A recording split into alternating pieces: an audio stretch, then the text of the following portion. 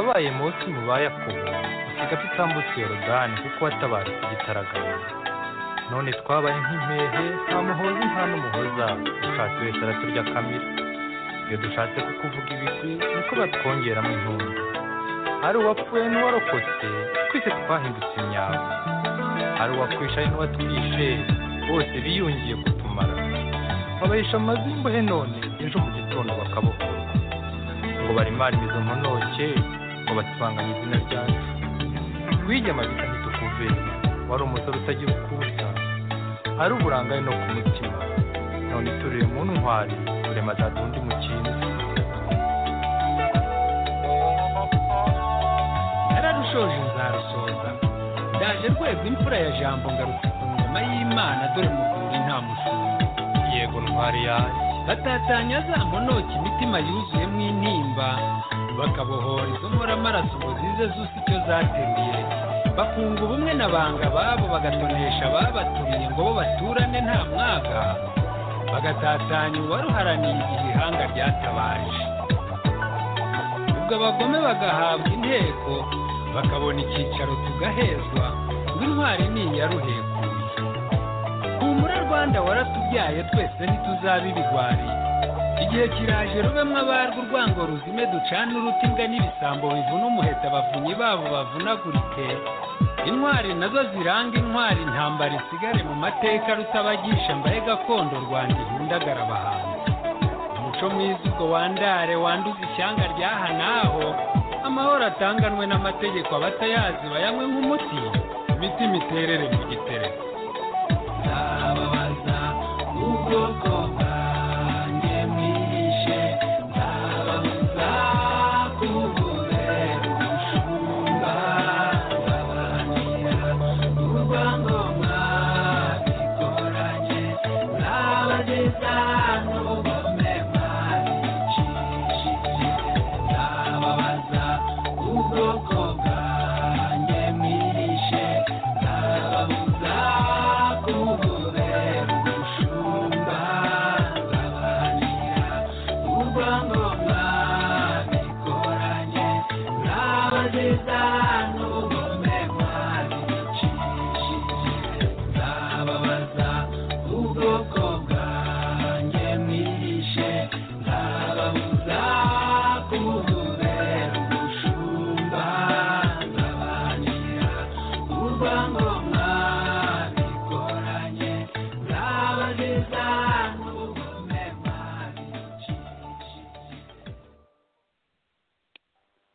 radiyo ishakwe ijwi rya Rwanda Freedom Movement ivugira i Washington DC. Dufite saa 9 z'amanywa n'iminota 5 isaha z'i Washington DC, tukajya saa 3 z'ijoro n'iminota 5 isaha z'i Paris. Ibuse n'andi murebwa hagati na saa 4 z'ijoro n'iminota 6 iwacu i Kigali. Uno munsi turi kuwa kabiri tariki ya 19 Ugushyingo umwaka wa 2019, tukaba tugiye kubagezaho ikiganiro Affaire Ben Rutabana, ijisanga ya Habib Mudasiru, igice cya 3. Muri kino kiganiro muri kumwe nanjye Joseph Ngarambe nkambashuhuje, kandi muri kumwe na bwana Jonathan Musonera. Ngiye gufungura mikoro kugira ngo nawe basuhuze, noneho tubone gutangira ikiganiro. Jonathan Musonera ndakuruzi, reka ngufungure mikoro noneho uganiriza bari batwumva nakubasuhuze. Ijambo ni ryawe Jonathan. Urakoze muvandimwe Joseph, uranyumva? Ndakumva neza Jonathan. Urakoze cyane, reka mbanze nawe ngushimire kuba wabashe kudutegurira iki kiganiro. Nshimire n'abakunzi bacu badukurikiye, kandi mbasabe kuza kwifatanya natwe muri iki kiganiro. Amahoro n'imigisha y'Imana bibane natwe muri iki kiganiro. Urakoze.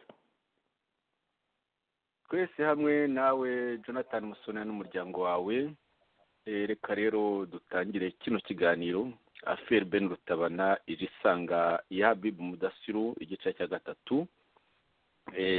Dukunze kuvuga yuko FPRDM Kayumba na MNDCD zinyuranye zikomeje gufasha FPRDM Kagame kwica abanyarwanda no kwanduranya ku baturanyi.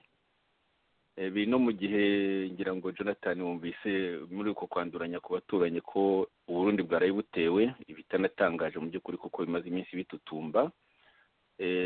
Tuzashaka akanya tubivugeho, ariko no munsi tugiye kureba ukuntu abantu bo mu muryango wa Ben Rutabana bashinja ku mugaragaro Jenerali Kayumba Nyamwasa ishimutwa rye. Turabagezaho inshuti mu duteze amatwi uno munsi ibyavuzwe na batatu mu basinye ibaruwa yandikiwe Jerome nayo igize itariki ya 2 Ukwakira 2019. Abo batatu muri 9 basinye turi bugezeho nyine ibyo bavuga, bakaba ari Louis Rugambage, Tabita Gwiza na Adeline Rwigara. Aho guhumuriza uwo muryango wazahajwe bikomeye na Paul Kagame, Kayumba Nyamwasa akomeje ibikorwa byo kujijisha. Uno munsi tukaba turi bwibande ku ikinamico ry'umwe mu nkoramutima ze, Charlotte Mukankusi, wiyita intumwa y'Imana. Hagati aho kwegura muri FPDM Kayumba, MRND-CDR Condo na MRND-CDR Bahunga birakomeje. Nyuma ya Scott Kivera, Jean Paul Turayishimye na Victoire Ingabire Umuhoza, ishyaka rya PDP Imanzi riherutse gusezera kuri P5, tutahwemye kwita P5 Baringa. Ngira ngo noneho shuti mu duteze amatwi wenda bamwe muri mwe batumvaga icyo twabaga dushaka kuvuga, ubu ngubu baragenda babyumva. Jonathan rero dutangire tureba aho umuryango wa Rutabana ukuntu bakomeje guhangayika, ukuntu bakomeje no kotsa igitutu kuri FPDM Kayumba, kugira ngo ibahishurire ahari umuvandimwe wabo Ben Rutabana, cyangwa se umugabo, bitewe n'ababotse igitutu, kuko no munsi yego abo turi burebe ni bashiki be n'undi muvandimwe. Ibyo rero ni ibintu tumaze iminsi dukurikirana, ni ibintu natwe mu by'ukuri twavuze ko biteye inkeke ariko bitanatunguranye. Urebye imikorere ya FPDM Kayumba, tutahwemye kuvuga ko ntawe itandukaniye na FPDM Kagame. Duherere kuri Rugambage dukurikije amatariki ibintu byagiye byandikirwaho cyangwa se bivugirwaho. Louis Rugambage, umwe mu basinye yabaruwa yo ku itariki ya 2 nk'uko nabivuze mu kanya, ku rukuta rwe rwa Facebook ku itariki ya 30 z'ukwa 10 2019, no kuvuga ibyumweru 4 nyuma yo gusinya iyo baruwa, yanditse kuri Ben Rutabana agira ati: iminsi 52 kuva buri wirengero.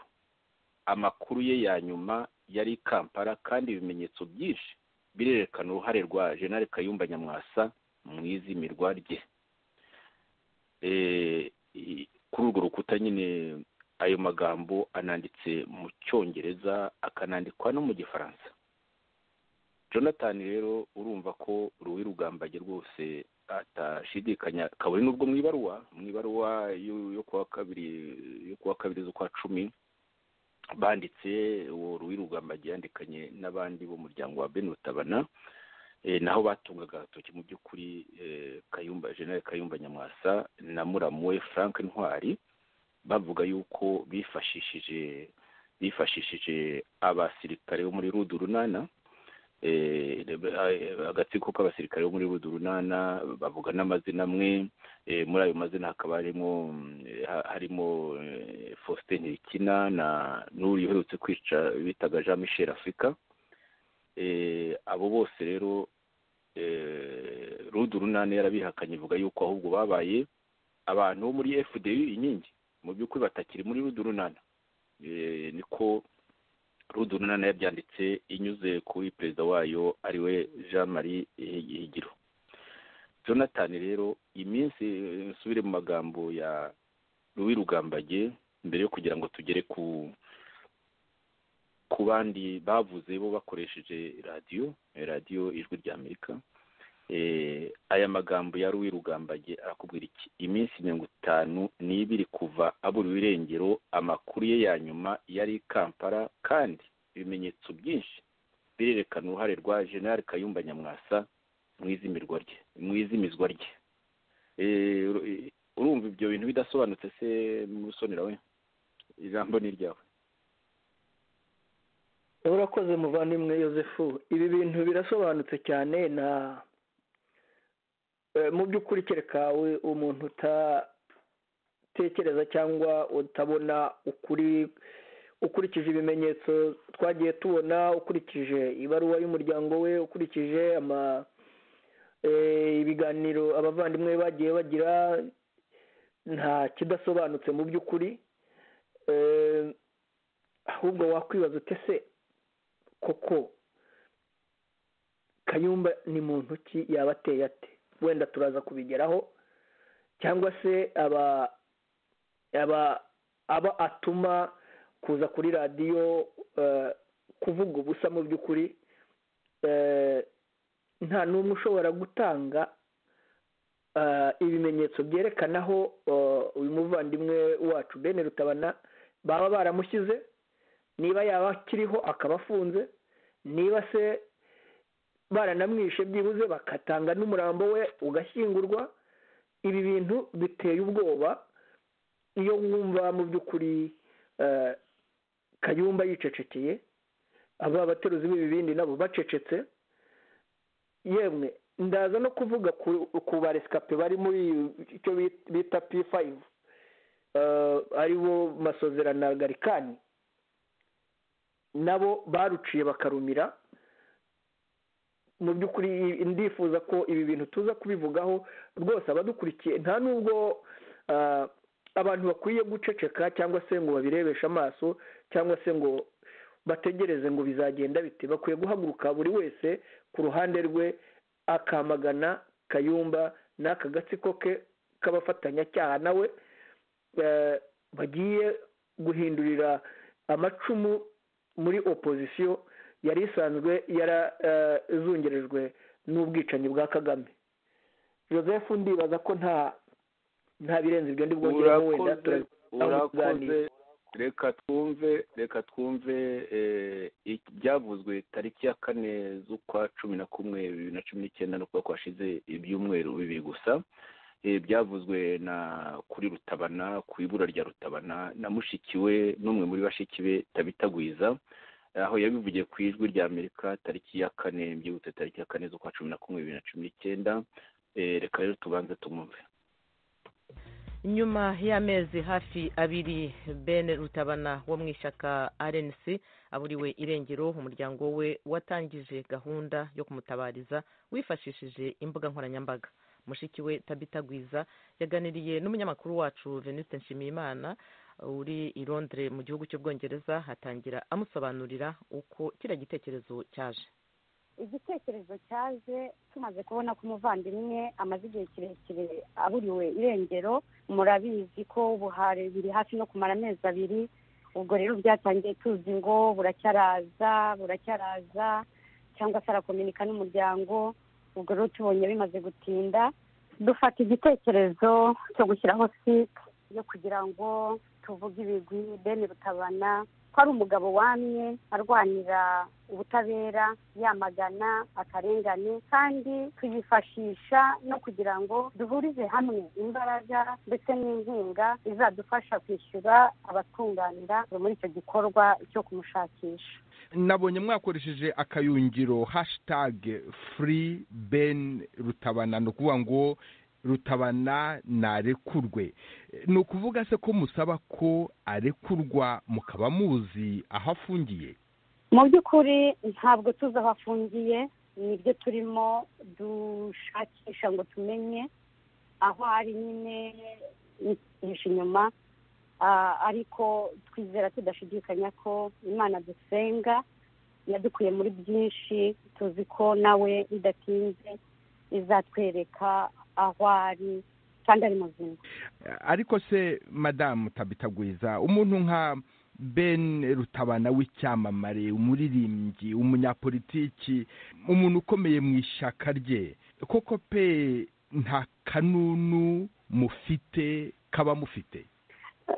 nta kanunu ariko Venuste reka nkubwire reka ngusubize mu migani uri umunyarwanda ndizera ko ikinyarwanda cyumva hari umugani mu kinyarwanda uvuga ngo ntawe uyoberwa umwibye ayoberwa aho amuhishe. Ibyo nizere ko bikubwiye byose muri iki kibazo warumbajije. Ntabwo bizatinda, ibyo tuzamenya tuzabibashyirira ku karubanda. None se kuva Ben Rutabana yabura, ishyaka rye hari icyo ryabafashije mu kumushakisha? Ishyaka rye ngira ngo hari umuvandimwe umwe wo mu ishyaka rye wavugiye no kuri radiyo yanyu, aravuga ati hari umuntu wabonye Ben Rutabana ku itariki 2 z'ukwezi kwa 10, ati kandi uwo muntu ati anaziranye n'umuryango wa Ben, ati buriya nawe yarabibabwiye ariko mu by'ukuri uwo muntu ntawe twamenye, ntawe tuzi, twategereje ko banatubwira bati uwo muntu yaramubonye turaheba. Icyo ni kimwe. Ikindi hari n'abandi twumvise bajora badaha agaciro ibaruwa twanditse tumushakisha. Icyo ni icya kabiri. Ikindi tuzi ko hari n'inama yakozwe Ben ari wakimara kubura, inama yo kumwirukana. Ibyo byose byagiye bidushyira mu rujijo, biratuyobera, twibaza uko bimeze mu ishyaka rye, n'uwaba yarakoze ikosa yahanwa, ariko ntabwo byagera aha ngaha tubona. Icyo nakubwira Denise, icyo twifuza twebwe nk'umuryango ni uko umuntu wacu yaboneka kandi ari muzima. ati Tabitagwiza ati icyo twifuza no ku muntu wacu yaboneka kandi ari muzima. Ati mu gihe yaburaga ati ahubwo aho kumushakisha no kwerekana akababaro bakoze inama yo gushaka kumwirukana. Ati ntawe uyoberwa umwibye ayoberwa ahubwo aho amuhishe. Ndumva yabivuze byose. Musonera, ni iki kigutunguye mu mikorere ya FPRDM Kayumba na za MRNDCDR Condo mu by'ukuri muri ibyo biriho biba kuri Ben Rutabana, utari umuyoboke usanzwe w'ishyaka twashinze RNC tukaza kurivamo kubera iyo mikorere mibi twagiye twamagana? Ni ikintu gitunguranye mu by'ukuri mu byo bariho bakorera Ben Rutabana. Musubiremo ko atari umuyoboke usanzwe, muzi ko ni umuntu muziranye cyane, umuvandimwe mwarwananye ku rugamba, ariko no mu gutangiza RNC twarakoranye cyane nawe. Kandi rero mu byerekeye by'ubukangurambaga indirimbo ze zirivugira. Jonathan, ijambo ni ryawe. Urakoze muvandimwe Yozefu, kwibutsa isano ryanjye na Benjamin Rutabana. Ni umuvandimwe wanjye, ni umuntu twabanye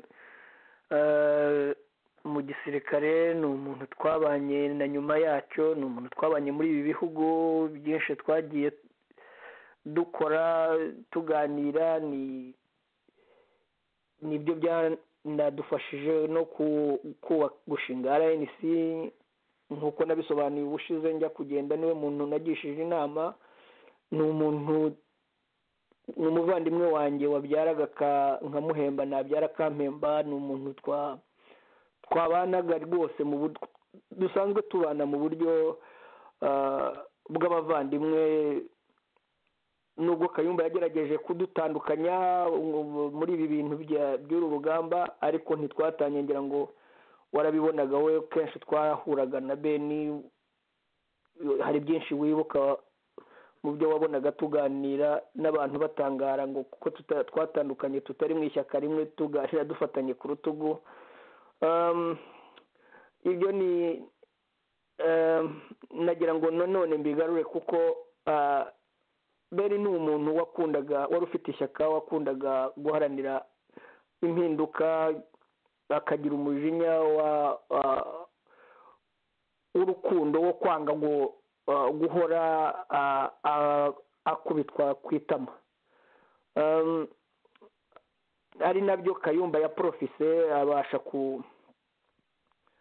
kumushukashuka kugeza aho uyu munsi wa none amuzimije ku buryo abantu batazi irengero rya Rutabana. Ngarutse rero ku byo warumbajije bijyanye n'imikorere ya FPR-DMI, nta gitangaje kirimo, kuko nta n'igitangaje kirimo kuri Kayumba, kuko si ubwa mbere kuva 1990 dutangira intambara.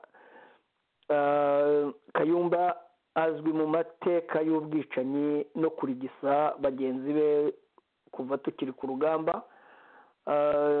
Ababaye mu nkotanyi barabizi, bazi neza ifatanya kwica na Kagame bakoresheje mu kwica abasirikare kuva kuri Rwigema, Bunyenyezi, Bayingana, Badamu Waswa, kuzamuka kugera ku basirikare benshi twagiye turondora bagiye bicwa kugeza dufashe igihugu na nyuma yacyo, bicwa mu buryo butandukanye, babatega za ambushe ambuscade, bakabarasira muri ambushe, bahabwa uburozi akoresheje uburyo bwinshi bwo kubakidinapinga bakabatwara, ugasanga umuntu yarabuze, cyangwa se bakamwica bakavuga ngo yaragiye gutoroka, ngo akorana na aduyi. Ibyo byose ni ibintu dusanzwe tuzi kuri Kayumba, kandi ibintu twagiye tuvuga inshuro nyinshi tutazanawema kuvuga. Kuzimiza Rutabana rero ibi byo noneho ni agahomamunwa, kuko Rutabana ni umuntu wari uri muri opozisiyo irwanya leta ya Kigali.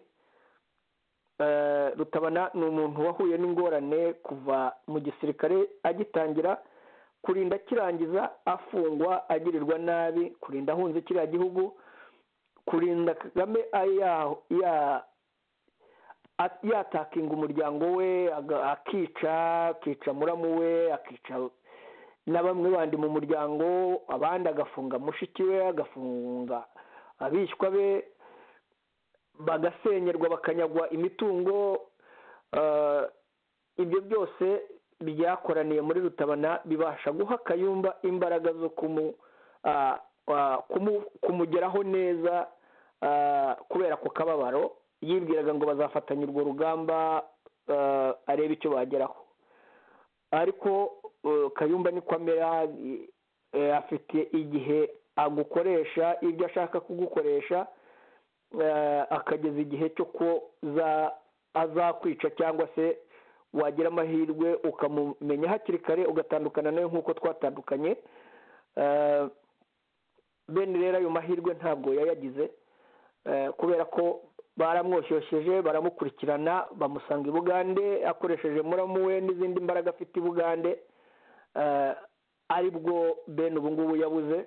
Buri wese ari umuryango we, ari natwe twese inshuti ze n'abavandimwe, ntawe uzi mu by'ukuri irengero rya bene Rutabana, ntawe uzi aho afungiye, ntawe uzi niba akiriho cyangwa atakiriho.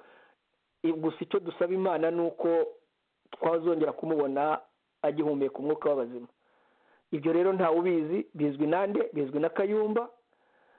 Niwe wenyine uzatobora akavuga, cyangwa se nyine akabyihorera. Ariko nkurikije ibyo numvise bashiki ba bene bavuga, biteye ubwoba kuba byonyine ari umuyobozi wabanaga na mugenzi we, bakoranaga muri ibyo muri opozisiyo, muri ibi bya politiki, yari umuntu yatumaga muri ibyo bihugu hirya no hino, akaburirwa irengero, kandi bizwi neza ko aribo babikoze, bakanavuga ko bazi aho ari. Kugeza uyu munsi wa none akaba atari yahamagara n'umudamu wa Rutabana, akaba atari yahamagara na bashiki ba Rutabana, bakaba aribo bafashe telefone bakamushakisha kugeza aho babwira ngo nabo ntabwo azi aho ari.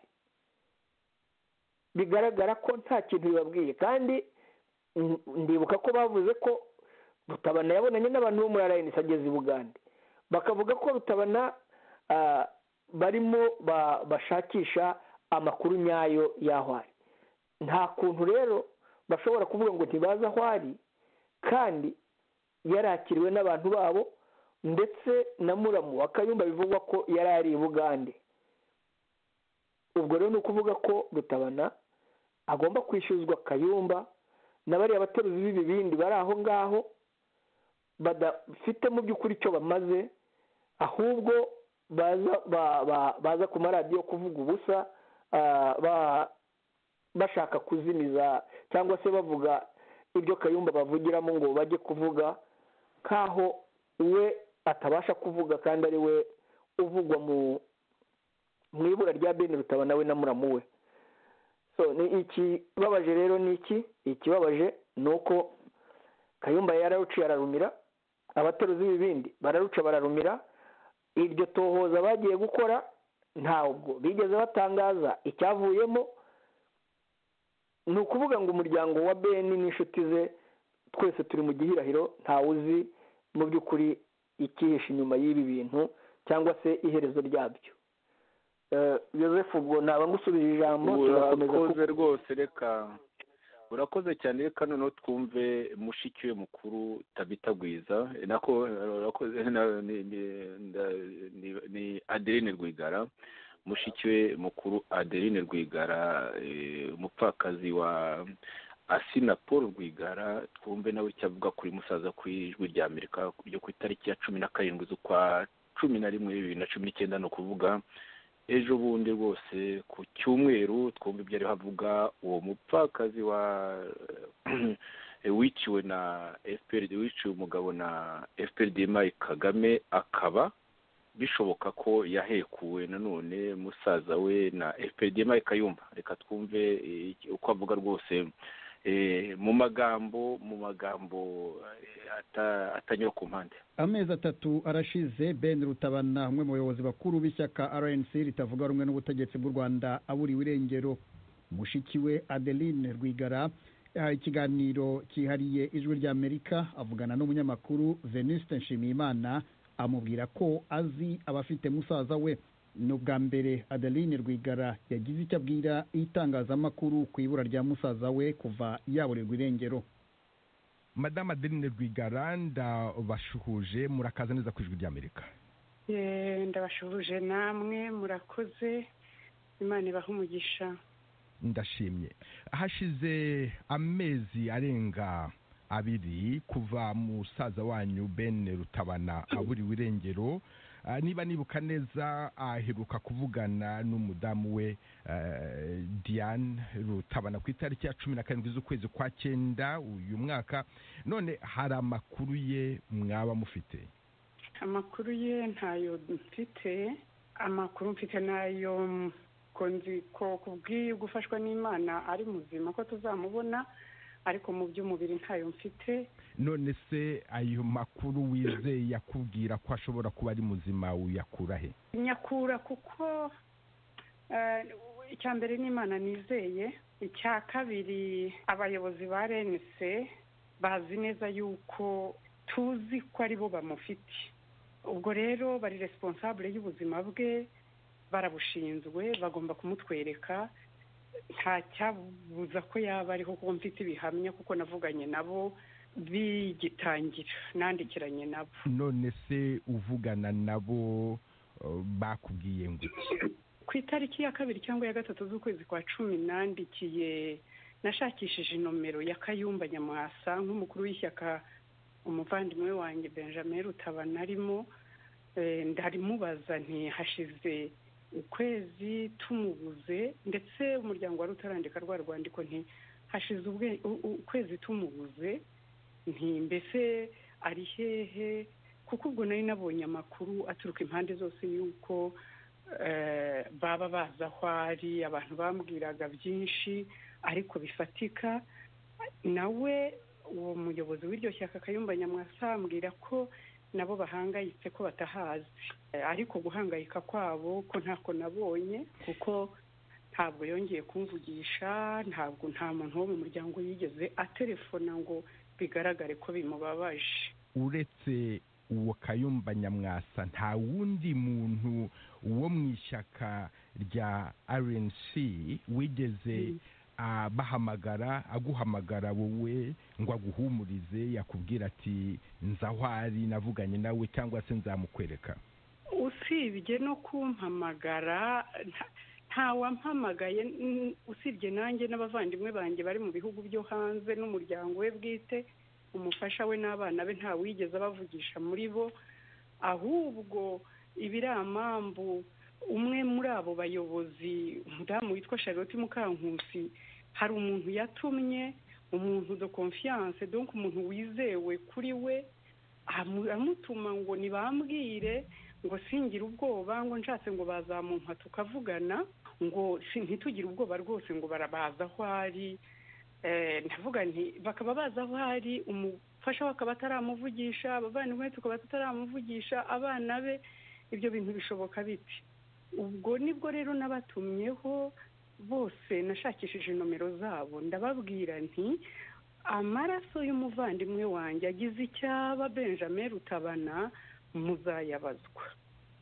Hagati aho rero numvise ko ngo baba bari mu bintu by'iperereza, ariko ni ikinamico barimo, kuko nta na telefone yo guhumuriza kuri jye, cyane cyane ku mufasha we n'abana be, ku bavandimwe bacu bandi bari hanze, ku nshuti ze zimwegereye. Nta buzima bw'umuntu bababaye. Uko bigaragara gahunda nibo bayikoze rwose, ntabwo ibyo mbishidikanyaho. Madame Adeline Rwigara, ndabashimiye cyane kuza ku Ijwi ry'Amerika. Murakoze cyane, Imana ibahe umugisha. Monsieur Nshimiyimana, murakoze. Jonathan, ngira ngo urumva rwose ijwi ubuhamya bwa Adeline Rwigara, umupfakazi wa Assinapol Rwigara, akababara afite n'ukuntu mu mico yo kutarya indimi avuga ati abo bantu ntabwo rwose bitaye kuri Ben Rutabana, bari mu ikinamico. Ikindi cyo rwose bigaragara yuko badukinisha, bigaragara yuko nyine ntacyo bitaye ku buzima bw'umuntu. Ijambo ni iryawe Jonathan. Ibyo ni ibintu twagiye tuvuga, ibyo amagambo ariho akoresha, niyo mikorere, niyo myifatire ya Kayumba ndetse n'abo bakorana. Aho ngaho urumva ko yashyizemo n'undi w'igikoresho cye. Abantu wenda bari bazi ukundi, ariko twe turamuzi neza, Charlotte Mukankusi, ukuntu yamutumye mu gihe aturamye, aba yacecetse nyine yajunjamye, cyangwa n'abateruzi ibindi babuze uko bamufashe rugikubita, ariko ubu ngubu noneho barihishe. Charlotte Mukankusi akaza, turaza kureba mu kanya ukuntu yitwaza n'Imana ngo yoherejwe n'Imana, ariko hagati aho ngaho yoherezwa na Satani uwo nguwo Kayumba Nyamwasa, kujya kubeshya abo bantu bababaye. Ijambo ni ryawe Jonathan. Urakoze nanone muvandimwe Yosefu. Reka nshimire uyu muryango wa Benjamin Rutabana, kuko batabaye ibigwari ngo baceceke wenda ngo bategereze, bakaba babasha guhaguruka bakanatugezaho koko mu by'ukuri abibwiraga ko wenda hari icyo umuryango waba waramenyeshejwe, ariko noneho bakaba barashyize ukuri hanze. Ariko nuko mu by'ukuri turi kuri Ben Rutabana ari cyo kintu gishyashya ubu gihari, ariko tugaruke mu mateka ya Kayumba na RNC, ukuntu Kayumba ari umugabo w'ikigwari, w'umwicanyi, w'umuhemu, w'umugizi wa nabi. Ndagira ngo ntangire mbibutsa neza ibya Nkubana, ibura rye Kayumba yaracecetse, araruca ararumira. Irya Rwarinda, ibura rye Kayumba yaracecetse, araruca ararumira. Irya Captain Apollo Rubagumya, Kayumba yaracecetse, araruca ararumira. Hari n'abandi bagiye baburirwa irengero batavugwa. Nyuma hakurikiraho ibya Mudassiru Habibu n'ingabo ze, ukuntu barashwe bagafatwa bakajyanwa mu Rwanda, uko twababonye 25 mu rukiko. Kayumba n'abateruzi b'ibindi bakabihakana ku manywa y'ihangu. ubwo turavuga abo ngabo wenda baracyahumeka nubwo bari mu maboko y'ikirura aricyo Paul Kagame, ariko bo byibuze twabonye ko bariho. Hakurikiyeho noneho izimizwa rya Rutabana wazimiye mu by'ukuri azimiriye mu maboko ya Kayumba, noneho we abikoze ku mugaragaro. Ubu bugwari n'ubugome bwa Kayumba abantu batinya kuvuga, abandi ugasanga nk'ibyo wari urimo uvuga by'uyu mugore ngo uvuga ko ngo ari we mucunguzi wabo, n'utazamujya inyuma ngo atazagera ngo mu gihugu cy'isezerano. Mu by'ukuri aba bantu baba bibwira ko Kayumba uyu nguyu ari muntu ki, wicisha abantu, wihakana ingabo ze. Ese ko tubona FDLR iyo bapfushije umuntu cyangwa bagize n'ibibazo banabivuga bemera ko bafite ingabo, cyangwa se FRN, ndetse bakanemera ko hari abafatiwe ku rugamba cyangwa se abapfuye. Ni iki gituma Kayumba we afata abantu b'Abanyarwanda akajya kubajugunya mu mashyamba, abandi akabakurikiranaho bagiye kandi ari we ubohereje mu butumwa, bakaburirwa irengero nka Ben Rutabana? Ibi bintu byaba bikomoka kuki? Ni ugukunda kumena amaraso?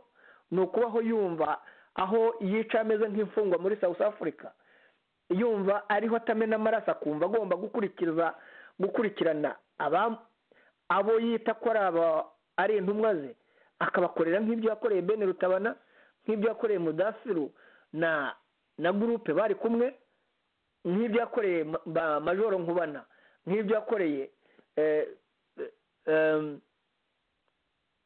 abari abandi nari maze kuvuga ba Paul Bagumya na ba Rwarinda. None se ibi bintu bizagera hehe?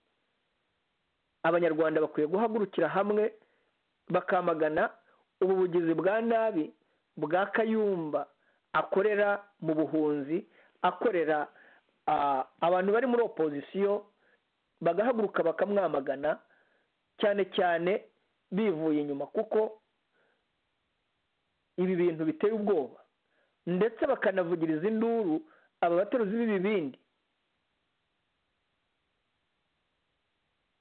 bari aho baruciye bakarumira. Ikindi Yozefu nagarukaho nari maze kuvuga mu kanya, kinababaje cyane, nubwo iyi pesenke yari isanzwe itariho banabeshya, n'ubundi yari yiyitaga pesenke, n'ubundi hari hasigayemwo iyo mitwe ine nayo idafata, none ikaba yose abenshi bamaze no gusezera, bamaze kuvamo. Ahubwo noneho tukibaza tutese nk'amahoro ya Etienne Masozera na Garikani Gasana b'abacika cumu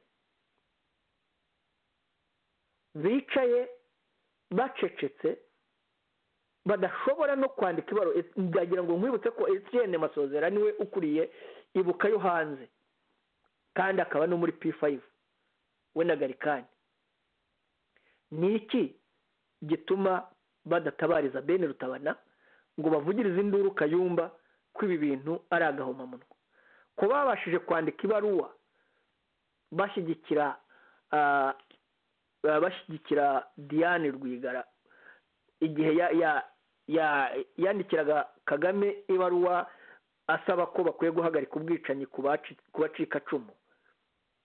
Ni iyihe mpamvu ubu ngubu badashobora kwandika ibaruwa isaba Kayumba ko akwiye kugaragaza aho Rutabana ari, bakanavugiza induru nk'uko umuryango we wabikoze? Noneho n'uyu muryango wayibuka ukuriwe na Masozera na Garikani bakasaba ko Rutabana agarurwa mu muryango we, cyangwa se Abanyarwanda twese turi hanze tukishyira hamwe tugahagurukiriza Kayumba gusaba inkiko ko zamufata, kuko ibi bintu arimo akorera mu buhunzi ari agahomamunwa. Ikindi wakwibaza ute se abari muri P5 ko aribo bafatanije n'ibi bikorwa bya Kayumba n'ibyo bita abasirikare,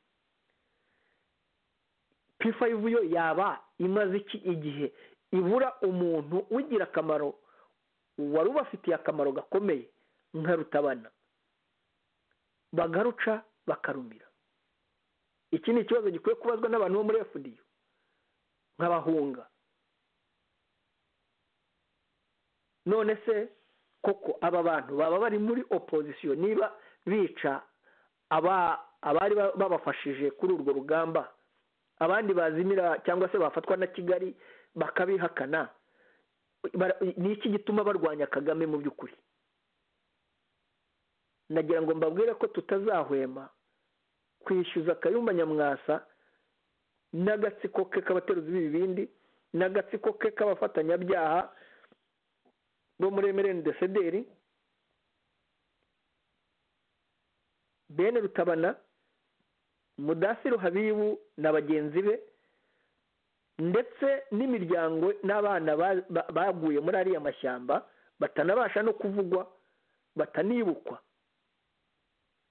Tukamagana mu by'ukuri aba bantu twivuye inyuma, kandi tugasaba ko Rutabana we waburiwe irengero ari i Bugande, aburiwe irengero kubera Kayumba na muramu we, ko akwiye kugarurwa byihuta mu muryango we. Ibi turabisaba twivuye inyuma, kandi turasaba ko umuntu wese ukunda amahoro, ukunda igihugu, ukunda abanyarwanda akwiye guhaguruka akamagana Kayumba, akanahaguruka akaza kuri radiyo akanasobanura ibi bibazo byose abantu twese twibaza. Joseph, wasubirana ijambo. Urakoze cyane Jonathan. Reka dukomeze nk'uko twabwiye inshuti za radiyo ishakwe ziro zitwumva, dukomeze ikiganiro Affaire Ben Rutabana ije isanga ya Habibu Mudasiru igice cya 3. Dukomeje kureba ukuntu FPRDMI Kayumba na MNDCDR zinyuranye zikomeje gufasha FPRDMI Kagame kwica abanyarwanda no kwanduranya ku baturanyi. Icyo kiganiro twagishyize mu bice byinshi, turi uno munsi mu gice cya 3, kandi tuzakomeza kuko ibintu bigeze ahakomeye. Mu kanya rero nababwiye yuko turi burebe ukuntu aho guhumuriza umuryango wa Ben Rutabana wazahajwe bikomeye na Paul Kagame, Kayumba Nyamwasa akomeje ibikorwa byo kujijisha. Uno munsi nk'uko nabibasezeranije tukaba tugiye kwibanda ku ikinamico ry'intumwa ye, ry'inkoramutima ye Charlotte Mukankusi wita intumwa y'Imana mu by'ukuri w'umutekamutwe. Nawe ngo afite viziyo ya 2020 ngo aho mu mwaka utaha 2020 nyine ngo havutse Gideoni, umuntu yumva neza ko ari Kayumba mu by'ukuri avuga, ariko akanyaruka mu rwego rwo kujisha agashyiramo na Victoire Ingabire. Ngo havutse ngo Gideoni, ngo yaravutse rwose, ngo arahari, ngo ntamuzi yijijisha ariko akavuga ayo mazina yombi. Ngo Gideoni ngo azabambutsa muri 2020, umwaka utaha rero, ejo bundi rwose. Ngo Imana niyo yamutumye kubivuga, niko ngo Imana kandi ngo arayibona, ngo ikubita, ngo izakubita ngo intoki ngo za Paul Kagame ngo zitwaje. Yego aho ubwo butumwa ntibwaba bumeze nk'ubumwe bwa Jean Paul bwo muri 2000 ngo nta Kagame muri 2017 ni 2017 2017 ngo nta Kagame abona. Ni bumwe ahubwo ndaza naho kumushyiraho aho muri 2017 nyine naho bavugaga nyine ibintu nk'ibyo ngibyo, naho ndaza kumushyiraho rwose Jonathan. Wihangane gato, reka tubanze dushyireho nyine ibyo bavuze ejo bundi ku wa 4. Yego, ibyo bavuze ejo bundi ku wa 4 tariki ya 14. Komeza nako kari gaciyemo. Yego, urakoze. reka rero ni iminota igera hafi 10, iminota igera hafi 10, ariko ndagenda nkatamwe ibice kugira ngo ubashe kugira wenda komantere wakora. Reka tubanze twumvire ahantu avuga kuntu ngo Gideon yavutse ngo umwaka utangwa azambutsa abanyarwanda muri 2020, ngo Imana ngo imaze gukubita intoki za Paul Kagame ngo zitwaje inkoni y'icyuma. Muri ya magambo nyine y'abantu baba babeshye ko babonekerwa mu by'ukuri bavuga nk'abapfumu. Ngo noneho rero ngo kandi ngo abatumvira Kayumba Nyamwasa nyine ngo ntibazambuka. Nyine urumva ukuntu nyine ari message abashaka gutanga. Reka twumve. Urakoze cyane. Reka noneho tujye ku butumwa ufitiye abanyarwanda nk'uko wabyifuje, aho nibagiye kuvuga yuko ari kuri mikoro nyine ya Nyiramubande Serge Ndayizeye. Muri kino gihe aratapfuna indimi, aravuga ubusa, ariko nyine arakora akazi nayo ko kujijisha, kuko ni umuntu w'inda nini rwose ukora akazi ko kujijisha no mu bikomeye. Reka twumve Mukankusi ari kuri mikoro ya Nyiramubande wo ngo Serge Ndayizeye.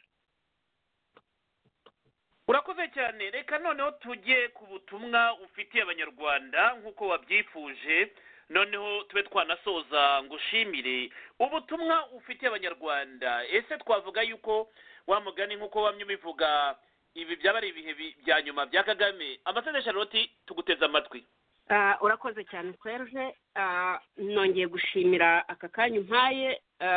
Ntabwo twaherukaga kuganira Serge, ariko nigeze gutanga ubutumwa, ndibuka byari muri 2017 ngira ngo Imana yambwiye yuko mbwira Kagame ntiyamamaze ndetse akarekura ubuyobozi bukajya mu maboko y'abandi, ko niyamamaza azahura n'akaga.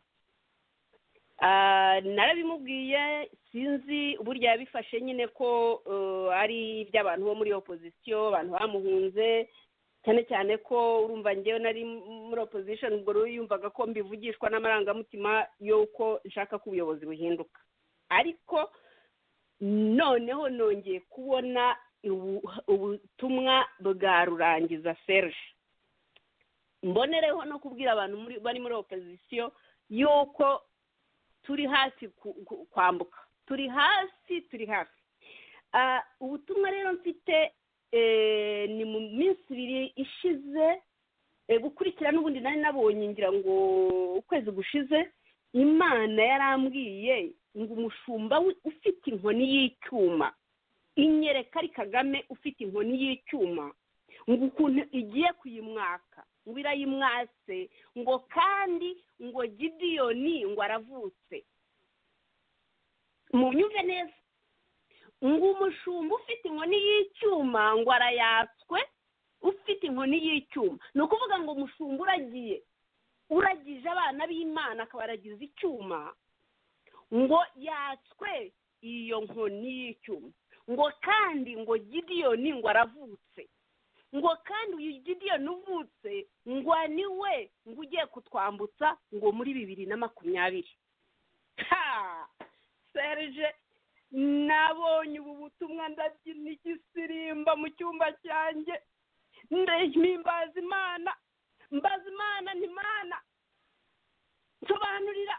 Twinjiye mu 2020, twinjiranye na Gideon, umushumba watswe inkoni y'icyuma atagihari. Haleluya! Narasimbutse, ndasimbuka, ndashaka kugira ngo mbasobanurire bana b'Imana mu nyumba. Ibi ntabwo ari jyewe ubivuga, njyewe ndi mikoro, ndimo gutangira nababwiye ni nsabye umwuka w'Imana kugira ngo umanukire jyewe mbe mikoro. Ariko ibi ngibi ndimo mvuga, uretse ibyo navuze mbere byari amagambo na za analize zanjye, ariko ibi ngibi by'umushumba w'inkoni y'icyuma watswe ya nkoni y'icyuma, nabonye Uwiteka mukubita ububoko, mbona inkoni y'icyuma iraguye, ndangije mbona nawe araguye. Ijwi ry'Imana rirambwira ngo sinakubwiye ko igiti kigiye kumanuka. ngo kandi nikimanuka kiguye ngo kizaba kidafite rutangira na rimwe. Maze ndongera mbona ryayerekwa igiti cyongeye kimanutse, mbona kirashwanyaguritse, amashami yose arashwanyaguritse. Serge, ubu ni ubuyobozi bwa Kagame buri mu marembera, mwamwiboneye nawe ubwe uko ameze. Uwiteka Imana yavuze ko hari Gideyoni wavutse. Gideyoni wavutse rero, Imana niyo imuzi, uwo si imuzi, ariko Gideyoni yaravutse yamaze kuvuka. Ngo kandi Gideyoni niwe ugiye kutwinjiza muri 2020. Haleluya! Icyo rero icyo kivuze ni iki? Ni buriya bwoba afite. Kagame ntazi Gideyoni uwo ari we. Kagame ariruka inyuma ya Kayumba. Kagame ariruka inyuma ya Victoire.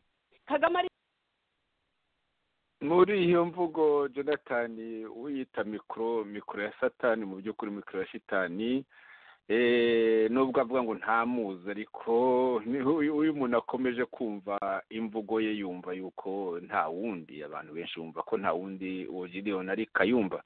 Jonathan, ijambo ni ryawe, nshigaje nk'iminota 5 yo kongera gushyiraho nyine uwo muntu uvuga ngo ni mikoro ngo y'Imana, ni mikoro ya shitani. Ijambo ni ryawe. Urakoze muvandimwe Yosefu.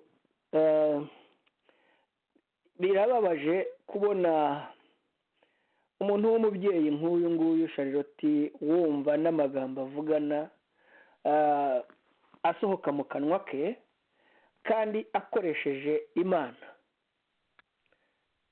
n'agahomamunwa. Ndagira ngo mbwira abatwumva ngewe nkoresheje Bibiliya, mu gitabo cy'Abakorinto ba kabiri igice cya 11 umurongo wa 11, unyihanganire kuko harasubiza neza uyu mugore n'ayo magambo ye.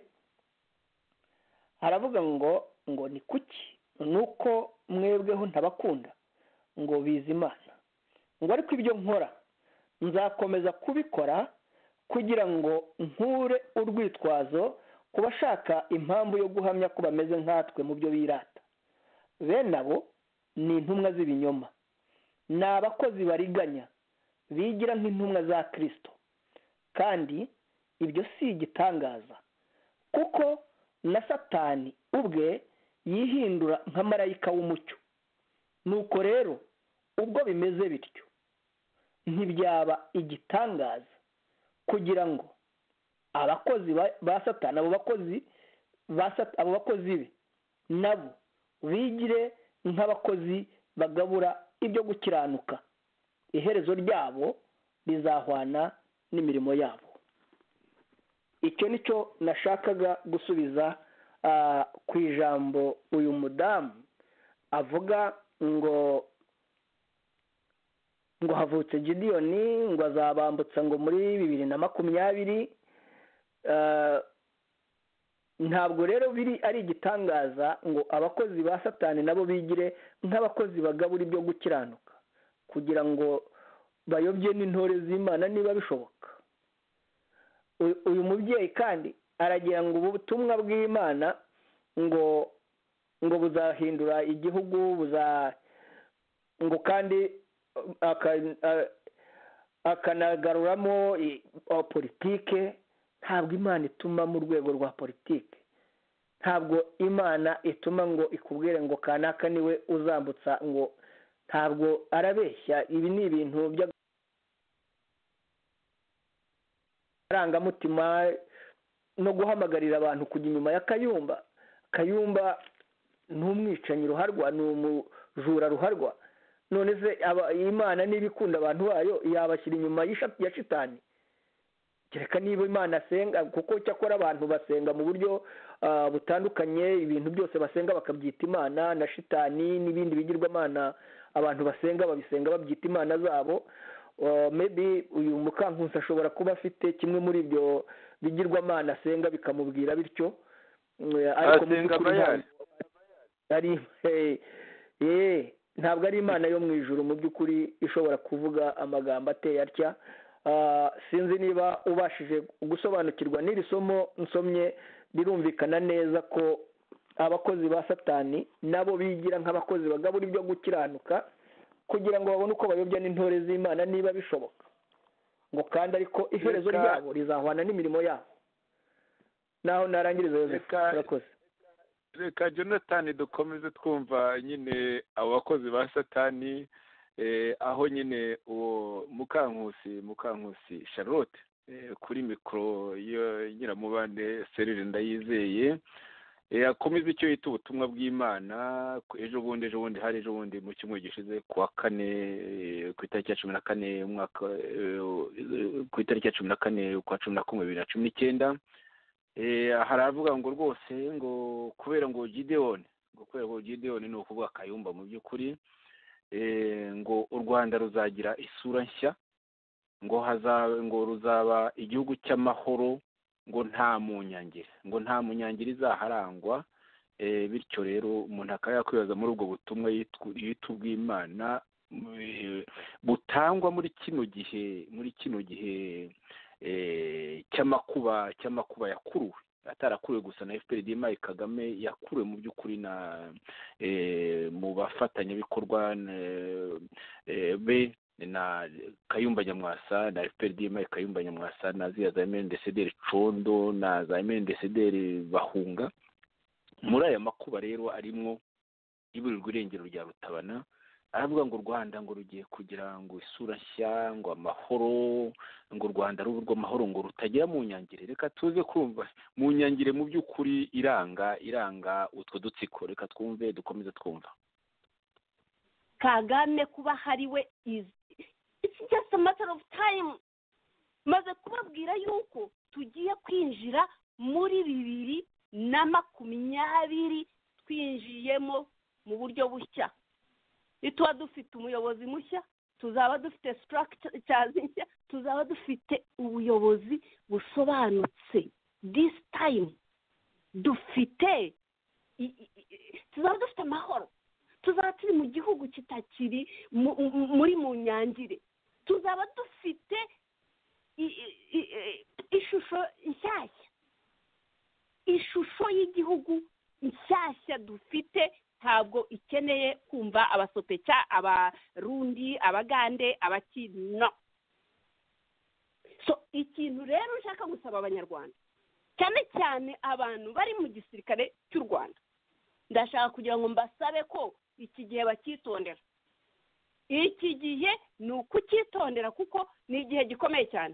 Kagame agiye gukoresha inzego. Nabonye umuyaga uhuha, mbona abantu batangiye kwicana ku mabwiriza ye. Yabonye gusa inkota ivuye mu maboko ye, ahita ubona ahamagara arundanya abasirikare abohereza ngo bajye kwica abantu. Mwibuke neza ko umuntu uzakora ibyaha akwica abaturage. Mwibuke neza ko icyaha ari gatozi. Mwibuke neza ko regime y'amategeko igiye kuzaza. Ibyo ndagira ngo mbyibutse abasirikare. Muri abasirikare b'igihugu, muri abasirikare bagomba kurinda abaturage b'u Rwanda. Utazabikora mureke Kagame arangize we wenyine uko azarangiza, nawe Imana yaragusobanuye. Mureke arangize nabi, mureke mutazikorera ibibazo bye ngo namwe bibajye ku mutwe. Icyo ni ikintu ushaka kubwira abantu ngo bakimenye. Jonathan, ngira ngo urumva ukuntu avuga nyine u Rwanda rwo muri 2020, hagati aho ngaho banza wari wagiye, nagira ngo numve ko urahari neza. Jonathan, uranyumva? Ndakumva neza Joseph. Urakoze cyane. Reka ubwo nyumva neza, Imana ishimwe, Imana nyayo ishimwe. Reka nshyireho akandi ka morso ka nyuma kejo bundi nyine ku wa kane tariki ya 14 z'uko kwezi turimo, aho yari kuri mikoro ya Nyiramubande ya Nyiramubande Serire Ndayizeye. Rwose ku buryo budasanzwe ni ikiganiro bakoranye, ikiganiro rwose kidasanzwe bari bakoranye. Reka mbere yo kugira ngo ugire icyo uvuga no ishyireho akandi gapande ka nyuma muri icyo yita ubutumwa bw'Imana. aho agira ati akavuga Kayumba ngo ubonamwo umwanzi Kayumba ngo ntazambuka, ngo Kayumba Nyamwasa na Victoire Ingabire ngo nibo Paul Kagame atinya. Mu yandi magambo nubwo abavuga Victoire Ingabire mu by'ukuri bavuga Kayumba, abavuga Kayumba ko ariwe Gideon. Reka noneho tubyumve neza. Ikindi ndashaka kugira ngo ntange ubutumwa ku Batutsi, bantu Batutsi birirwa bahondanisha batubwira ngo hari abitwa Bagande, ngo hari abitwa Abasopeca, ngo hari abitwa Abarundi, ngo hari bakirirwa baduhondanisha.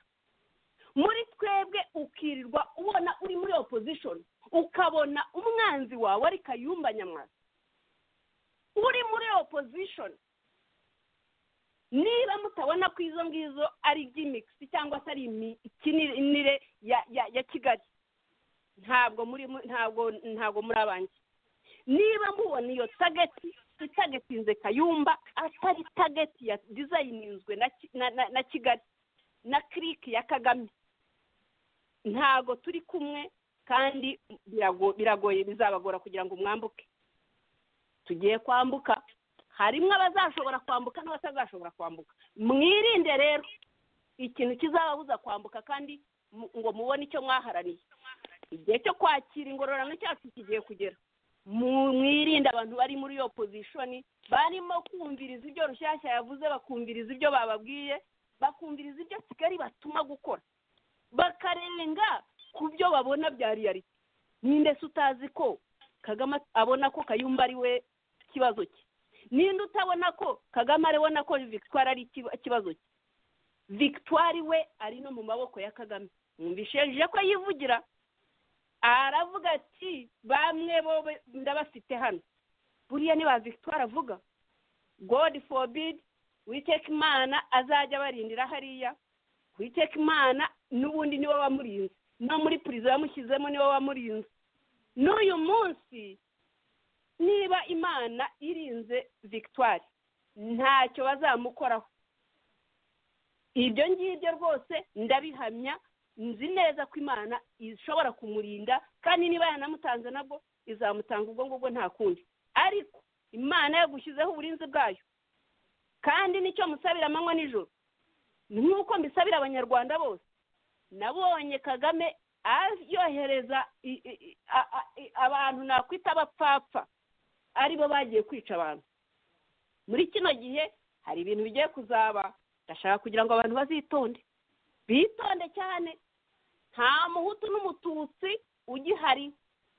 Batutsi, Bahutu, mureke twunga ubumwe, nicyo Imana yacu ishaka. Imana irimo kudusaba kugira ngo tujye muri kiriya gihugu, basange n'abandi bagenzi bacu bariyo, tubane muri kiriya gihugu, twubaha Imana, twubahana hagati yacu, turi igihugu kigendera ku mategeko, dukundanye. Ibyo ni Imana itwifuzaho. Murakoze Serge. Ubutumwa bwanjye ndaburangije, keretse niba hari ikindi wifuza ko navuga. Urakoze cyane Ambasaderi Charlotte Mukankusi, igihe cyaturangiranye, kandi ngushimire umwanya muduhaye. Nizera yuko ubutumwa burakiriwe, kandi tuzanakomeza kubusesengura. Wenda niba ngombwa kuzongera kubugarukaho, nzagushakira undi mwanya. Ariko icy'ingenzi no kuba unabuvuze, ndakeka byari ngombwa kugira ngo abantu babwakire kandi banabwumve. Icyo nge numva nakwifuza nuko utajya utinda kuza kuri radio, mu gihe uzajya ubona ari ngombwa jya umbwira tugushakira umwanya. Jonathan ati Batutsi higiramwo ubita Abasopeca, higiramwo ubita Baki, Abanyekongo bavuye i Burundi, ngira ngo mwumvise henshi yabivuze.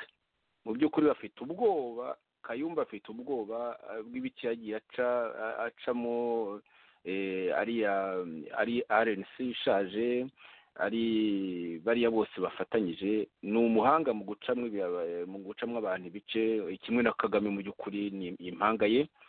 None ati Batutsi rwose, ati ubumwe, ati Banyarwanda ubumwe, ati Ngabire rwose turakubabaye. Mbese Jonathan, ni gute baba bari Ngabire kurusha uko babara Ben Rutabana? Aho urumva uburiganya, urumva ryatekamutwe, urumva cya kinyoma gikomeye cyane cy'umuhanuzi w'ibinyoma. Ijambo ryawe Jonathan.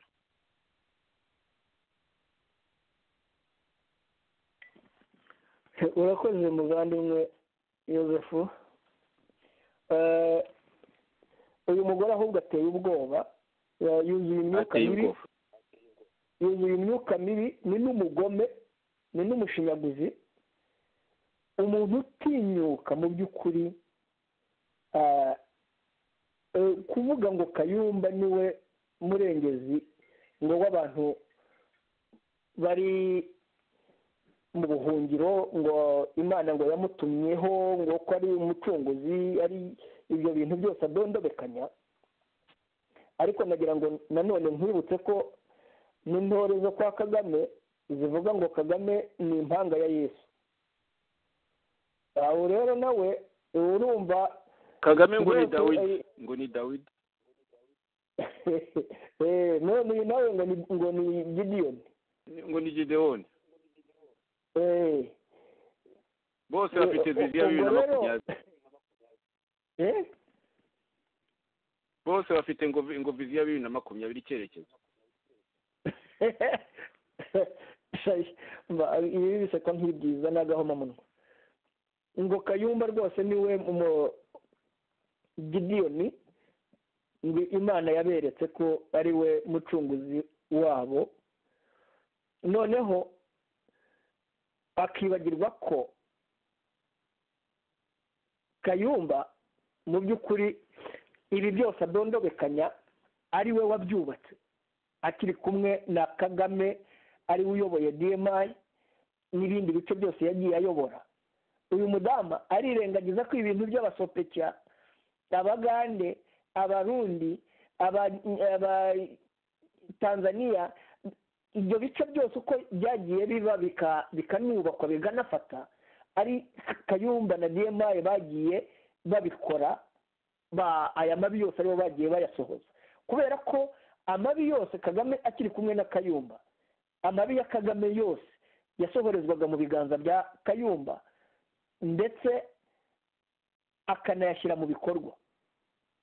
nagira ngo nibutse nk'ubwicanyi bwakorewe Abagogwe, Abanyamurenge muri Kongo no mu Ruhengeri na Gisenyi, ubwicanyi bwakorewe Abahutu mu Ruhengeri, Gisenyi, Gikongoro no muri Kongo, ndetse n'Ibyumba. ibi byose byari biyobowe na Kayumba, anabishyira mu bikorwa ku giti cye. none muri opozisiyo turatakamba tuvuga ngo Kayumba yamaze abana b'Abanyarwanda.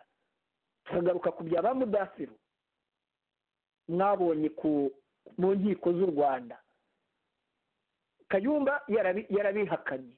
umva nawe, ese umuntu wihakana abo bantu azacyura abahe cyangwa azacungura abandi? turavuga ibya Ben Rutabana waburiwe irengero, utabarizwa n'umuryango we, ari Kayumba, ari n'abo bateruzi b'ibindi, ari n'uyu mugore. agatinyuka kaza kuri radiyo gushinyagura ngo yareretswe. mu by'ukuri kuri byo nta gitangaza kirimo, kuko iyo wifashishije Bibiliya usoma neza abahanuzi b'ibinyoma nk'aba ngaba bagaragazwa na Bibiliya, ugasanga buri gihe imyuka ya Satani ibasunikira mu binyoma, kubeshya cyangwa se kuvuga ibyo irari ryabo ry'imitima yabo rirarikiye. uyu mudamu rero biteye agahinda gusa, kuko ni umubyeyi, ntabwo yari akwiye gushinyagura bigeze aha ngaha. ahubwo yagakwiye gusaba Kayumba ati ngwino uhumurize umuryango wa Ben Rutabana, ubabwire nk'uko yatumye kuri madamu wa Rwigara ariwe mushiki wa Ben Rutabana, amubwira ko ngo Ben aho ari muzima, kandi ngo bazashaka uburyo ngo bamumuha bakavugana. yakagombye kuba ari byo ahamagarira Kayumba, ahubwo akaza kuri radiyo akahumuriza umuryango n'inshuti za Ben Rutabana. none rero nkurikije ibi bintu uko mbyumvise, mu by'ukuri birasa nka bimwe bya Jean Paul muri na cumi na karindwi aho bashakaga gusahura imitungo y'impunzi babeshya ko ngo bagiye gutera intambara, ngo bagiye kubuza ngo Kagame kwiyamamaza, ngo nta Kagame muri 2017. Ibyo byavuzwe na Jean Paul ubwe, ariwe wari umuvugizi wa Kayumba, akaba na escort we. ese ko yavuye ku buvugizi tariki ya 20, Jonathan, ko yavuye ku buvugizi tariki ya 24 z'ukwa 10, ukwezi kugiye gushira, gushyiraho umuvugizi w'ishyaka ubundi ni ibintu bigoranye gute, Jonathan? Nako umuvugizi wa Kayumba si umuvugizi w'ishyaka. Ijambo ryawe gacemo gato. Wewe ese aramushyiraho avuga iki? Jean Paul yari ashoboye kuvuga ibinyoma bya Kayumba. Dike warabeshya we, uretse ko tuzanamugarukaho we, uyu wiyitari Abdul Karim, tuzanamugarukaho nawe aho yavuze ngo abantu bari mu Rwanda bose ngo nabicanyi, ngo bari bicanyi. Ni igice tuzagarukaho ubutaha, ariko reka dukomeze ku by'uyu mudamu. Uyu mudamu reka dukomeze twumva, wari ubyibukije muri 2017 hari ku itariki ya 3 z'ukwa 2 2017, umva ko twari tumaze amezi nk'atandatu nk'umunani, hagati ya 6 n'8 dutandukanye, bari mu bibazo bamaze kugaragara, tubagaragaza tudasiba kubagaragaza.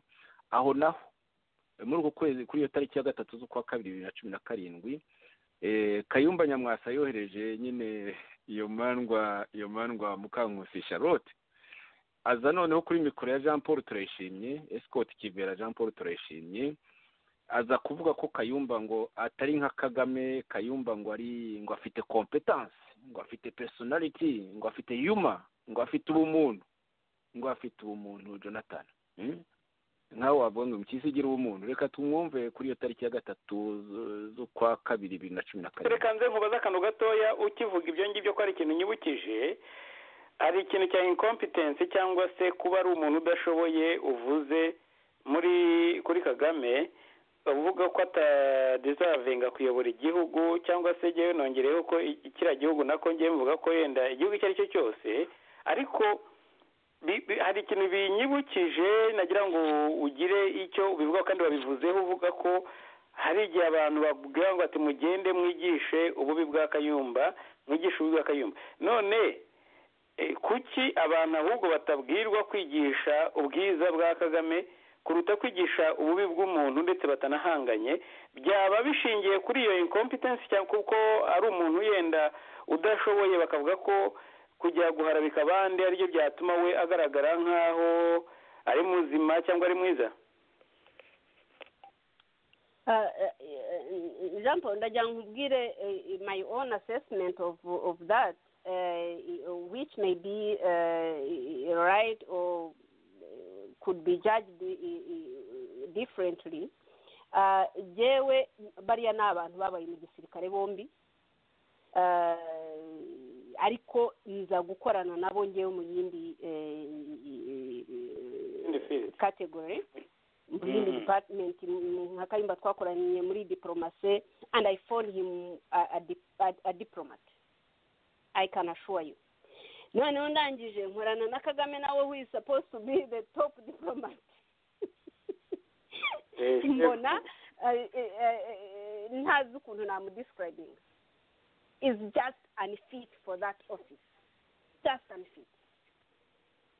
Noneho rero biriya bintu byo kuvuga ngo bigishe ububi bwa Kayumba, in some way maybe hari ukuntu amuzi competencies zize mu gisirikare, nakabazi n'ibyo ngibyo nanjye nabonye bya diplomacy n'ibindi byose Kayumba afite, n'imyigishirize na humor nka personality ye n'ubumuntu bwe bwose afite.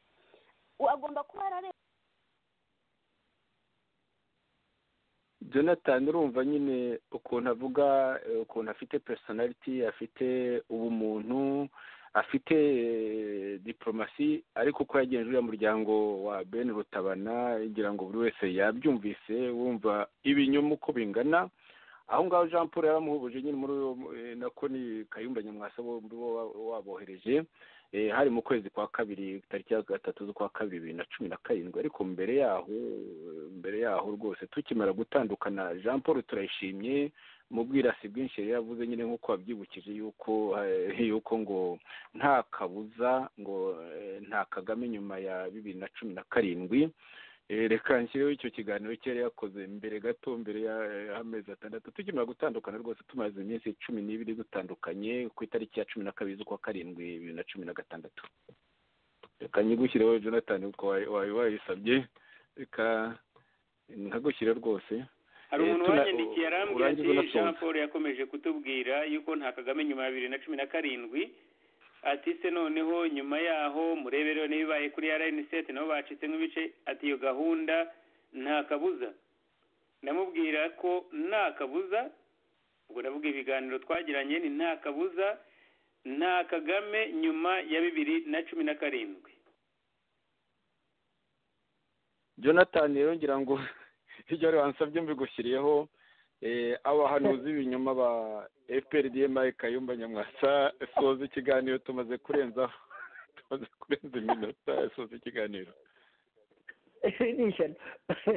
none uyu nawe aje yadutse ati muri 2020 rwose ati inkoni y'icyuma Kagame arayampuwe.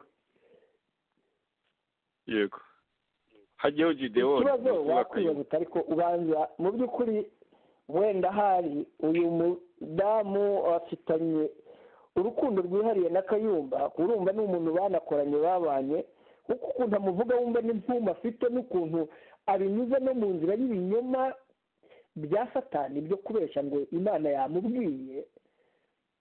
yewe ngira ngo n'umudamu wa Kayumba ntiyatinyuka kuvuga nk'ibi ngibi, ariko we ngira ngo mu by'ukuri uyu mudamu avuga Kayumba ukagira ngo mu by'ukuri ni Imana, ahubwo nta nubwo ni nk'intore za Kagame uko zivuga ko ari impanga ya Yesu. Ntabwo wumva natewe n'ubwoba, cyangwa se ni uyu mugore aranajijutse, umuntu ni umudiplomate yasomye amaraporo atandukanye y'ubwicanyi bwa Kayumba na Kagame, yasomye ubufatanye bwa Kayumba na Kagame mu irimbura ry'abahutu ku Gikongoro, Ibyumba, Ruhengeri, Gisenyi, muri Kongo. Aya maraporo yose yarayasomye, yarabizi. Ntabwo yakabaye atinyuka kuvuga ngo Kayumba ngo ni Gideon, ngo ni umuntu Imana yamweretse. Maybe wenda hari isano rindi bafitanye, cyangwa se urukundo bagiranye mu gihe bari bari kumwe, rumwoza ubwonko bituma yumva ko ibyaha yagiriye abandi ntacyo bitwaye, ibituma adashobora ahubwo kuba ubu ibishyashya atamubaza. Abicirwa muri Kongo, abasirikare be bafatwa, Ben Rutabana waburiwe irengero, anashimangira ko azi aho ari, ngo kuvuga ngo ayo mabanga yafitanye na Kayumba. Ubu agatinyuka akaza gutinyuka kuvuga ngo utazumva ibyo Kayumba avuga ngo ntabwo azagera mu Rwanda. N'agahomamunwa gusa. Abanyarwanda gusa nagira ngo mbasabe, cyangwa se abayoboke ba Nyamwasa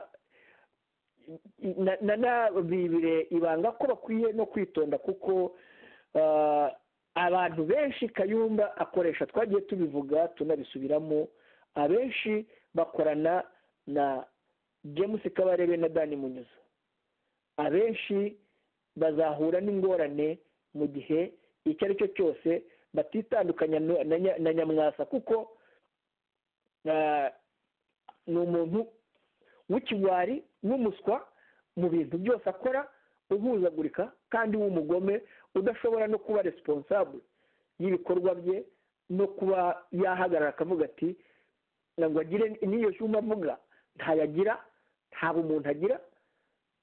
Kuba abantu bicwa abandi bagafatwa bagatwarwa, akaruca karumira, akazimiza abamwe muri bagenzi be mu makomurede bakorana nka Ben Rutabana, akaruca karumira, umuryango we ugategereza ugaheba, ukamutakambira, agahamagarwa n'abari mu Rwanda, agahamagarwa n'abari i Burayi, akaruca karumira.